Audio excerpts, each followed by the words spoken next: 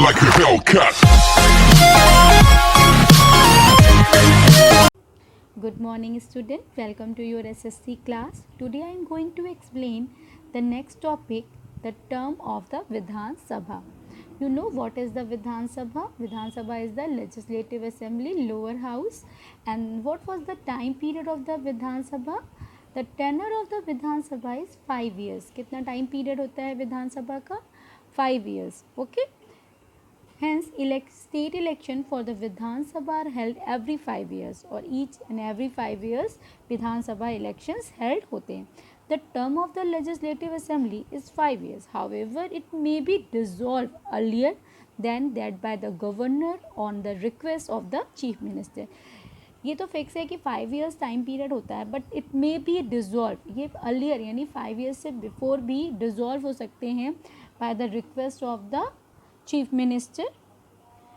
The term of the legislative assembly may be extended, जैसे dissolve हो सकते हैं, अर्लियर डिज़ोल्व हो सकते हैं, 5 years के पहले डिज़ोल्व हो सकते हैं. Same process it may be extended, ये बढ़ भी सकते हैं ड्यूरिंग एन इमरजेंसी. अगर इमरजेंसी हो जाती है तो ये क्या हो जाते हैं, बढ़ भी जाते हैं, but not more than 6 months at a time. But कितना ज़्यादा एक्सटेंड कर सकते हैं, 6 months, बस उससे ज़्यादा ये एक्सटेंड नहीं कर सकते.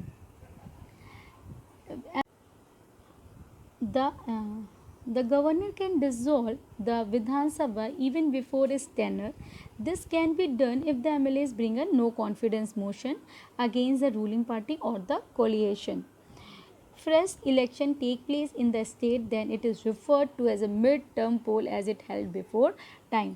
फिर से इलेक्शन होता है जिसको हम मिड टर्म पोल कहते हैं, और ये क्या होता है, बिफोर द टाइम, फिर से टाइम के पहले ही इलेक्शन फिर से कराने होते हैं. तो what was the tenure of the Vidhan Sabha? 5 years. The tenure of the Vidhan Sabha is 5 years. Now move for the next topic, the Legislative Council or Vidhan Sabha.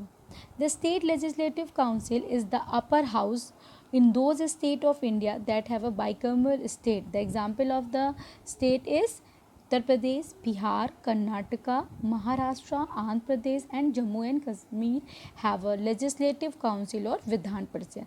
The parliament can create or abolish the Vidhan Parishad on the request of the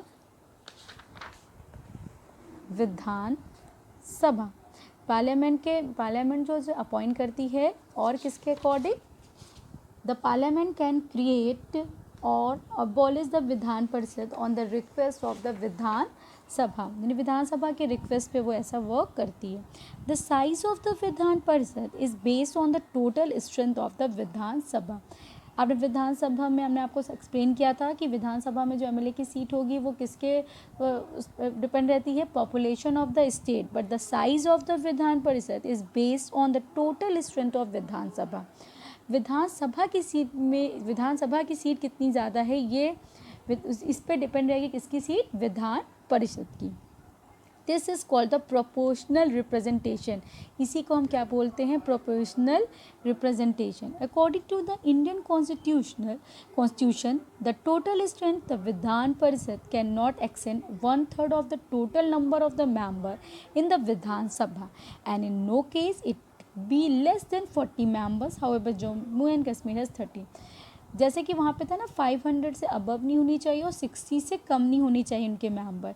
same process यहाँ भी है. According to the Indian constitution के सही the total strength of Vidhan Parishad can not exceed 1/3 of the total number of the Vidhan Sabha. यानी इस means कि अगर विधान सभा में 300 सीट है, ओके, सपोज़ कि 300 सीट है, तो जो हमारा विधान परिषद की जो सीट होगी उसकी 1/3 होगी, यानी 300 into 1/3 divided by 3, the answer is 100. यानी विधान परिषद की जो नंबर ऑफ मेंबर्स होंगे वो कितनी सीटें होंगी वहाँ पर, 100.